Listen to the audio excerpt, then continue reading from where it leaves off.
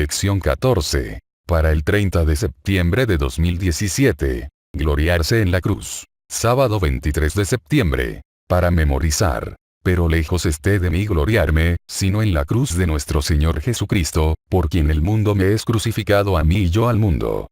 Gálatas 6:14. Este estudio sobre Gálatas ha sido intenso. Eso es porque la carta misma es intensa. Al reconocer su llamado, al conocer la veracidad de lo que predicaba, después de todo, como lo dijo varias veces, esa verdad provenía del Señor, Pablo escribió con la pasión inspirada de los profetas del Antiguo Testamento, como la de Isaías, Jeremías y Oseas.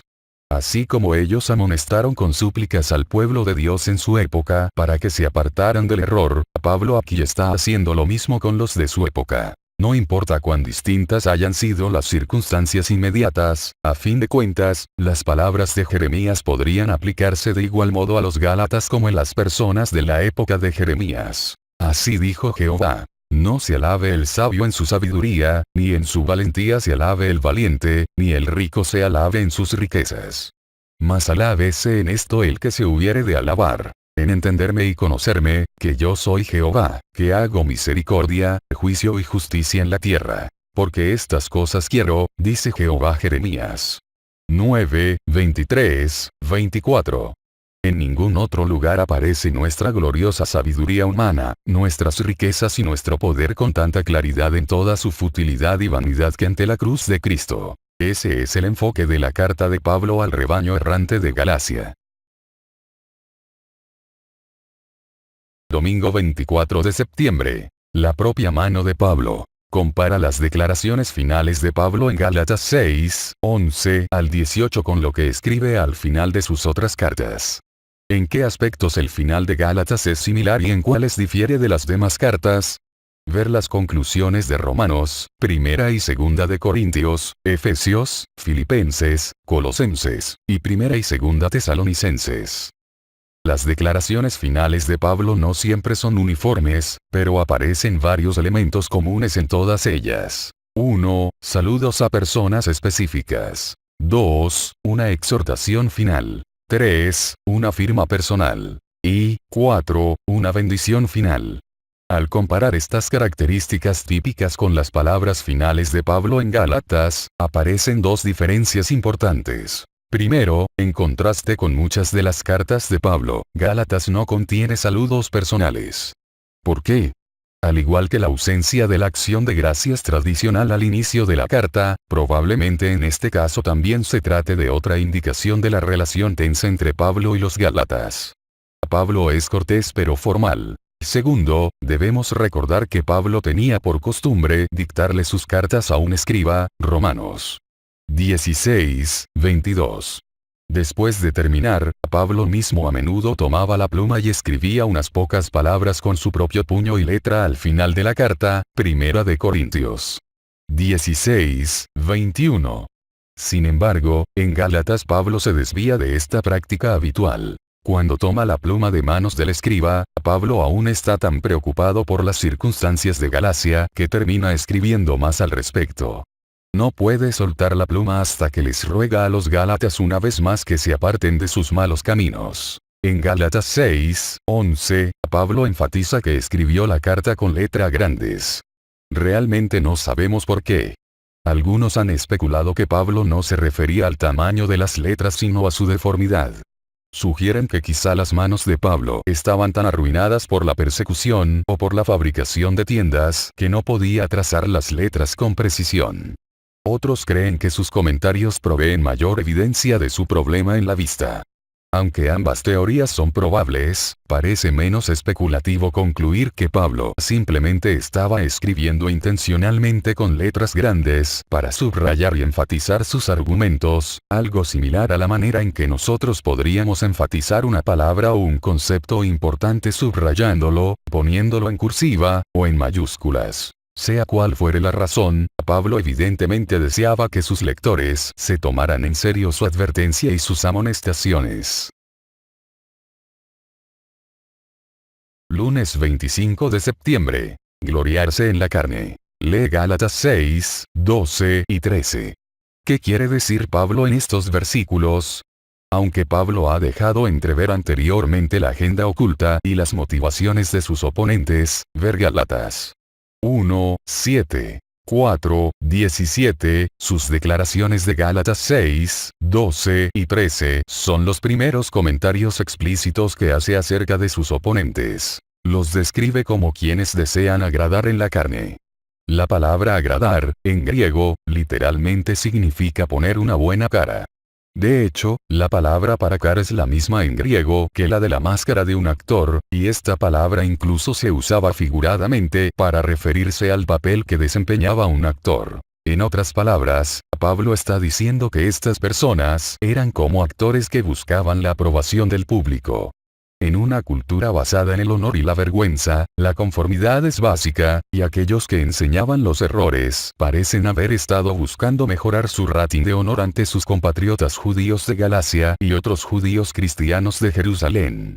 Pablo hace una declaración importante sobre una de las motivaciones de ellos: el deseo de evitar la persecución. Aunque la persecución ciertamente puede interpretarse en su forma más dramática con una connotación de abuso físico, puede ser igual de dañina en sus formas más leves de acoso y exclusión. Pablo y celotes fanáticos de Judea alguna vez habían llevado a cabo el primer tipo de persecución, Gálatas 1, 13, pero este último tipo también tenía efecto sobre los cristianos. Los líderes religiosos judíos todavía ejercían una influencia política importante en muchas regiones. Tenían la autorización oficial de Roma. Por ende, muchos creyentes judíos estaban ansiosos por mantener buenas relaciones con ellos. Al circuncidar a los gentiles y enseñarles que observaran la Torá, los detractores de Galacia podían lograr un punto en común con los judíos locales. Esto no solamente les permitiría mantener un contacto amistoso con las sinagogas, sino también podían fortalecer sus propios lazos con los creyentes judíos de Jerusalén, que tenían sospechas cada vez mayores acerca de la obra que se llevaba a cabo entre los gentiles. Hechos 21, 20, 21. Sin duda, además, en cierto sentido sus acciones podrían haber facilitado la efectividad de su testimonio a los judíos. Sea cual fuere la situación que Pablo tenía en mente, queda claro lo que quiere decir. Los que quieren vivir piadosamente en Cristo Jesús padecerán persecución, segunda de Timoteo 3, 12. Piensa seriamente en el motivo que estas personas tenían para enseñar sus errores. Parece bastante razonable, considerando el contexto. ¿Qué debería decirnos esto acerca de cómo incluso los mejores motivos pueden extraviarnos si no somos cuidadosos? ¿Cuándo fue la última vez que terminaste haciendo cosas equivocadas por los motivos correctos? Martes 26 de septiembre. Gloriarse en la cruz. Pero lejos esté de mí gloriarme, sino en la cruz de nuestro Señor Jesucristo, por quien el mundo me es crucificado a mí, y yo al mundo. Gálatas 6, 14. Luego de exponer los motivos que impulsaban a algunos a insistir con la circuncisión, Pablo presenta su mensaje del Evangelio a los Gálatas por última vez, aunque solamente de manera resumida. Para Pablo, el Evangelio se basaba en dos principios fundamentales. 1. La centralidad de la cruz, vers. 14, y 2. La doctrina de la justificación, vers. 15. En el estudio de hoy, nos enfocaremos en el primer principio. Es difícil para nosotros, que vivimos en el siglo XXI, entender la sorpresa que provocaron originalmente los comentarios de Pablo sobre la cruz, Gálatas 6, 14. Hoy, la cruz de Cristo es un símbolo común y atesorado que evoca sentimientos positivos para la mayoría de las personas. Sin embargo, en la época de Pablo, la cruz no era algo en que gloriarse sino un objeto de desprecio. Para los judíos, la idea de un Mesías crucificado era ofensiva, y a los romanos la crucifixión les resultaba tan repugnante que ni siquiera se mencionaba como una forma de castigo adecuada para un ciudadano romano. El desprecio con el que el mundo antiguo veía la cruz de Cristo puede verse claramente en el dibujo más antiguo de la crucifixión que se conoce. Proveniente de principios del siglo II, una porción de grafiti antiguo presenta la crucifixión de un hombre con la cabeza de un asno. Debajo de la cruz, y junto al dibujo de un hombre con las manos alzadas en adoración, hay una inscripción que dice: Alejandro adora a su Dios. El significado es claro. La cruz de Cristo era considerada ridícula. En este contexto, Pablo audazmente declara que no puede gloriarse en otra cosa sino en la cruz de Cristo. ¿Qué diferencia marcó la cruz de Cristo en la relación de Pablo con el mundo? Gálatas 6, 14. Romanos 6, 1 al 6. 12, 1 al 8. Filipenses 3, 8. La cruz de Cristo cambia todo para el creyente. Nos desafía no solamente a revaluar cómo nos vemos a nosotros mismos sino también cómo nos relacionamos con el mundo. El mundo, este siglo presente impío y todo lo que conlleva, primera de Juan 2, 16, se opone a Dios. Debido a que hemos muerto con Cristo, el mundo ya no tiene el poder esclavizador que alguna vez tuvo sobre nosotros, y la vida antigua que una vez vivíamos para el mundo ya no existe. Siguiendo la analogía de Pablo, el quiebre entre el creyente y el mundo debería ser como si ambos hubieran muerto el uno para el otro. ¿Qué hizo la cruz para afectar tu relación con el mundo? ¿Qué diferencia marcó en tu vida? ¿Cuán distinto vives ahora de lo que vivías antes de entregarte al Señor, quien murió por ti? Miércoles 27 de septiembre. Una nueva creación. Luego de enfatizar la centralidad de la cruz de Cristo en la vida cristiana, Pablo ahora recalca el segundo principio fundamental de su mensaje del Evangelio: la justificación por la fe. Como hemos visto todo este trimestre, Pablo básicamente ha enfrentado la circuncisión contra el Evangelio. Sin embargo, no está en contra de la práctica misma de la circuncisión. Pablo ha hecho varias declaraciones fuertes contra la circuncisión, ver Gálatas 5, 2 al 4, pero no desea que los gálatas concluyan que no estar circuncidado agrada más a Dios que estar circuncidado. Eso no es lo que quiere decir, porque uno puede ser tan legalista con lo que hace como con lo que no hace. Hablando en términos espirituales, el tema de la circuncisión en sí era irrelevante. La verdadera religión no se basa en el comportamiento externo, sino en la condición del corazón humano. Jesús mismo dijo que una persona puede verse maravillosamente por fuera pero estar espiritualmente podrida por dentro, Mateo 23, 27. ¿Qué significa ser una nueva creación? Gálatas 6, 15. Segunda de Corintios 5, 17. ¿Cómo has experimentado personalmente lo que esto significa? Ectisis es la palabra griega que se traduce como creación. Puede referirse a una criatura individual, Hebreos 4, 13, o a toda la creación, Romanos 8, 22. En ambos casos, la palabra implica la acción de un creador. Ese es el sentido de Pablo. Llegar a ser una nueva criatura no es algo que pueda lograrse mediante algún esfuerzo humano, ya sea la circuncisión o cualquier otra cosa. Jesús se refiere a este proceso como el nuevo nacimiento, Juan 3, 5, 8.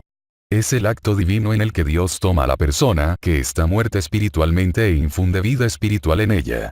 Esta es otra metáfora más para describir el acto salvífico que Pablo describe generalmente como la justificación por la fe. Pablo se refiere a esta experiencia de la nueva creación con más detalles en 2 de Corintios 5, 17. En este versículo, Pablo explica que llegar a ser una nueva creación significa mucho más que solamente un cambio en nuestro estatus en los libros del cielo. Produce un cambio en nuestra vida hoy. Como lo señala Timothy George, involucra el proceso completo de la conversión, la obra regeneradora del Espíritu Santo que lleva al arrepentimiento y a la fe, el proceso diario de mortificación y vivificación, y el crecimiento continuo en la santidad, que lleva finalmente a la conformidad con la imagen de Cristo. Galatians, página 438. Sin embargo, llegar a ser una nueva criatura no es lo que nos justifica. Este cambio radical, más bien, es la manifestación inequívoca de lo que significa ser justificado. Jueves 28 de septiembre. Declaraciones finales. Pablo confiere su bendición a aquellos que, según dice él, anden conforme a esta regla. Gálatas 6, 16. Considerando el contexto, ¿de qué regla piensas que está hablando Pablo?